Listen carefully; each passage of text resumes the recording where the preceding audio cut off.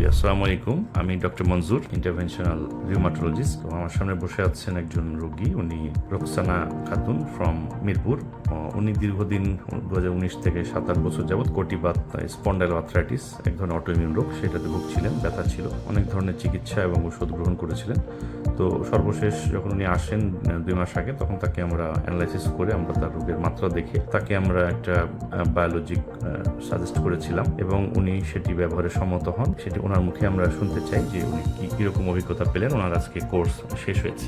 আসসালামু আলাইকুম। আমি স্যারের কাছে এসেছিলাম 2 মাস আগে, কিন্তু অনেক ডক্টর দেখানোর পরেও আমার যায় নাই।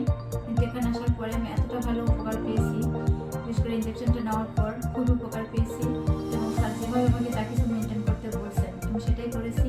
আশা করি আপনারাও যদি এভাবে মেনটেন করেন ইনশাল্লাহ আপনারা ভালো থাকবেন।